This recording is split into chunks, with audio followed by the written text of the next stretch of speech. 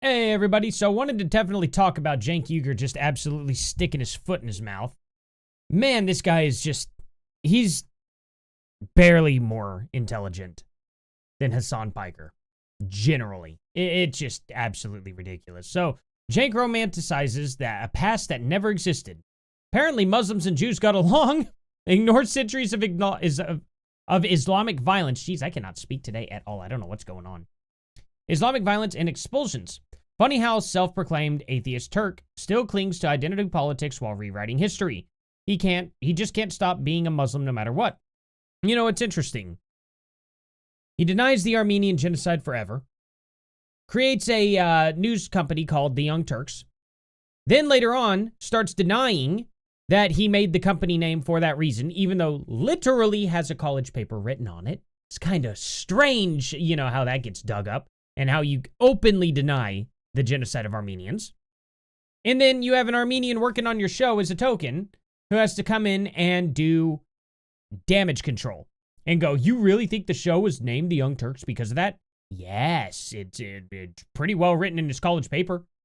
He pretty well denies all the Armenian genocide. I'd say, yeah, that's exactly why it was named the Young Turks. It's unbelievable, right? So he says that's exact opposite of truth. Muslims and Jews got along really well in the Middle East, especially compared to Europe, until 1948. That's when Israelis attacked their neighbors, took their land, and started a mission to kill and evict millions of Arabs for Greater Israel. Then it says here, Jews were subject to dhimmi status under Muslim rule. These were a set of highly discriminatory laws. They were also subjected to extreme violence and numerous mass killings. It's kind of weird, right? You know, from this ocean to the sea, Palestine will be free, and then what was the rest of that again for the longest time that Hamas used? I can't say it here on YouTube. But, you know, they shortened it down to make it a little bit more friendly. It's just kind of wild. So what exactly was dhimmi status? Well, let's look into it. Dhimmi status refers to non-Muslim living in an Islamic state who receive legal protection. The term dhimmi literally means protected person. This status was historically granted to Jews, Christians, and later extended to other groups. Okay, let's see. Legal protections. Freedom of religion. Dhimmis were allowed to practice their faith. Property rights. Their property was protected under Islamic law. Community autonomy. They could govern their own communities and follow their own laws, okay? Obligations. Hold on here. So, here's the restrictions. All of this sounds great. Until you get to the public behavior, dhimmis faced limitations, such as not being allowed to mock Islam or its prophets. So you were allowed to practice your religion. There was another religion that was way above. That was end-all be-all. Dress code. They were often required to wear distinctive clothing to identify themselves. So they had to wear a nice little golden star out in public. That's great. Building restrictions. Dhimmis could not build new places of worship or repair existing ones without permission from Muslims. Man, that's just crazy. They had to be loyal to the state, acknowledge Muslim rule. Dhimmis were required to pay a poll tax known as jizya in exchange for protection and exemption from military service. So they had to pay a mafia. Sounds like it's amazing. Oh, their freedom of religion and property rights. You can believe this stuff. But you will not be allowed to work. You will not be allowed to have your own place of worship. You will not be allowed to do anything. And, oh, by the way, you will have to pay us a tax. Protection. Sounds just like good old Al Capone. Historical context. Initially, Jews under Islamic rule experienced a degree of tolerance and protection, often faring better than their counterparts in Christian Europe. I don't believe that for a second, but okay. However, over time, especially during certain caliphates, restrictions increased, leading to a second-class citizen status. Of course, that is exactly what happened. Overall, while dhimmi status provided some protections, it also came with significant limitations and obligations. This is from Wikipedia. This is just what you get right here, off of all this. Or AI pulling it directly from Wikipedia. And I don't trust Wikipedia for that, as far as you could really throw them. Which, you know, is nothing. Literally nothing. Wikipedia makes stuff up all the time. No, I treat it like Wikipedia is a thing. People make stuff up on Wikipedia all of the time. The fact of the matter is there was no getting along back in the day. It was, you are under Muslim rule, and you will do literally exactly what we say. You will pay us, and we will protect you. That's crazy. Why don't we have anything like that in the United States? Now, it says that it's better than Europe. Now, it says counterparts in Christian Europe. Are they talking about specifically, between the 1930s and 1940s? Because that Christian Europe, maybe it was a little bit better to live in the Middle East if you were Jewish than during that time. Possibly. But I noticed they don't give a year at all. It is before 1948. So I guess if you want to just say, before 1948, it was a better place to live than Europe. Okay, I can understand that. I can understand. There were some camps in those time periods that they probably would have wanted to avoid. I totally get that. But what about in the 1920s or the 1910s or the 1800s? Doesn't really mention a specific time. So anyway, just going through a lot of this. Of course, Candace Owens is silent. Tucker Carlson's silent. The UN is silent. Mehdi is silent. Cenk Uygur is silent. The media is silent about this. I don't know. This looks like a nice piece of Fox News, so I can't say the media is silent because they are part of the media. The garbage media. ISIS soldiers behead Christians in Mozambique. Burning church and homes. Yeah, I wonder why they are quiet about this. I mean, it's kind of weird, right? Like, these are Christian people. These are Jews. These aren't Muslims, so, it's Muslims doing it. Why aren't they talking about this? It's kind of odd, right? This is a piece of news that I'm clearly covering right now because it's important enough to cover. Just remember, ISIS never attacks Israel. Remember Hassan. Why are they putting this guy's, face on here? Is he not making fun of Hassan? Is he agreeing with Hassan? Is that really what's going on? Zionists never attacked. Oh, wow. Okay, so ISIS has okay, hold on. How many times has ISIS attacked Israel? This is weird because this has actually happened. List of terrorist incidents linked to the Islamic State.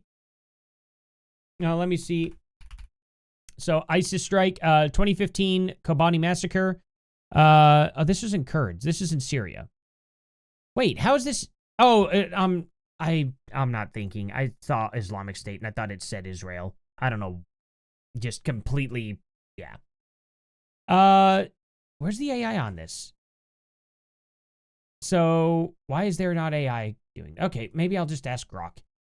How many times has ISIS attacked Israel? Because I know that there's 3 or 4 incidents that were listed. Is this gonna pop up? Okay. The Islamic State ISIS has claimed responsibility for a limited number of attacks in Israel, though the group's focus has historically been on other regions, such as Iraq, Syria, and neighboring countries, rather than direct attacks on Israel. Okay, so June 2017 Jerusalem attack. ISIS claimed responsibility for an attack in Jerusalem's Old City on June 16, 2017, where 2 Palestinian men opened fire on Israeli police officers, injuring 4 and a third. So ISIS took all responsibility for that.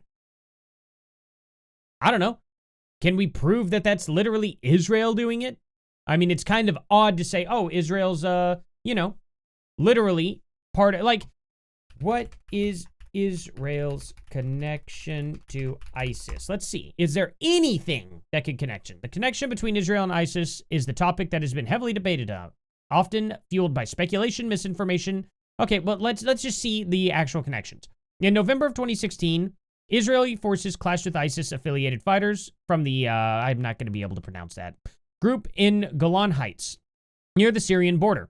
Israel responded with airstrikes, killing 4 militants. Former Israeli Defense Minister Moshe claimed the group apologized for the incident, though this is unconfirmed and unusual for ISIS. So I doubt they apologized. But Israel, wanting to look strong or we made them apologize. Okay, cool. I don't know how that connects them.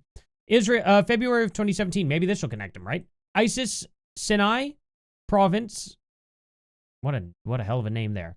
Fired rockets from Egypt's Sinai Peninsula, targeting Eilat, Israel's southern resort city. No casualties were reported, and Israel intercepted some rockets. Okay, so That's, okay. This is supposed to connect them somehow? Okay. Domestic attacks. As noted previously, ISIS or ISIS-inspired individuals carried out a handful of attacks in Israel. 2017, 2022, 2022, you know, all these areas. Killing around 13 people in total. These attacks were either claimed by ISIS or linked to its ideology, though many were perpetrated by lone wolves or small cells rather than directed by ISIS leadership. Okay. We've had this happen in the United States. We've had ISIS people show up, like the ISIS guy that was at the Oklahoma City courthouse, or not courthouse, the not City Hall. What am I thinking of? Capitol building.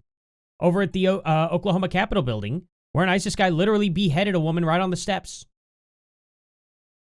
Lone wolf. One single dude. I don't understand, like, how this, like, is there supposed to be some connection, like, support here? Allegations of Israel's support for ISIS, conspiracy theories and claims. Okay, I'm not going to read conspiracy theories, quote unquote, this part. I'm just going to read the actual thing that happened. No direct evidence. Okay. Look, I want the actual event. There is no verified evidence, credible source. Okay, so there's no event. Nothing geopolitical context. Israel has targeted Syrian regime, Hezbollah forces in Syria, which indirectly aligns with periods when ISIS were also fighting these groups. I don't care that they're fighting Hezbollah. Who cares? Like, many terrorist groups do not work together. Al-Qaeda did not work with any of these people. They fought as well. Is Al-Qaeda also supposed to be, like, the good guys, apparently? Or the, you know, the guys that support Israel? No. Al-Qaeda would have absolutely bombed Israel if they got the opportunity. This is so weird. Really? Just because they fought Hezbollah? Well, that must mean they're aligned with ISIS. That's pretty amazing. This has fueled speculation of tactic cooperation. Yeah, no, I don't believe that at all. Medical treatment of Syrians. Israel has provided medical treatment to thousands of Syrians. So, all Syrians are ISIS? Is that what they're trying to say? Because I don't believe that all Syrians... That's like saying all of Palestine is Hamas. What? That's a hell of a claim. So, can we just call all of Palestine Hamas now?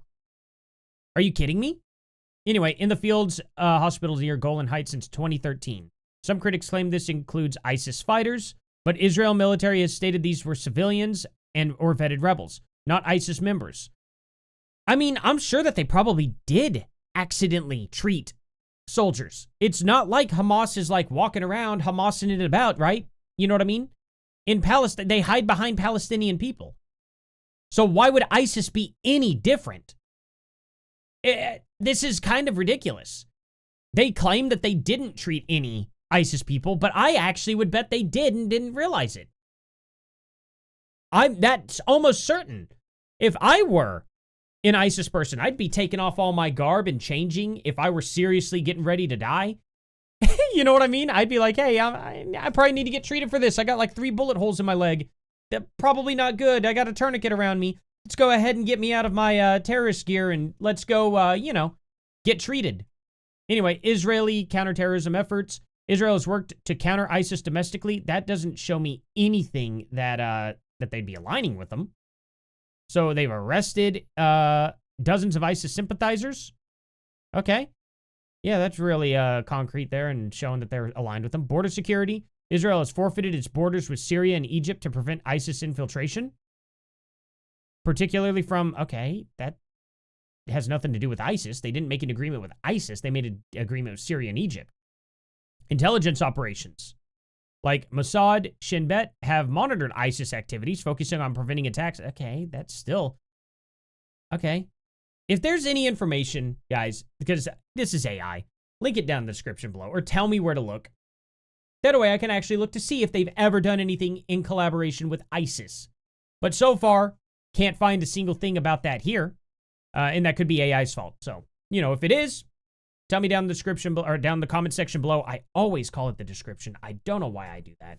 Thank you all for watching. Let's make fun of Cenk Uygur for being an absolute idiot, saying that there was peace in the Middle East up until the 1940s. Yeah, what an absolute idiot. Thank you all for watching. I'll see you guys here in the next one. Later.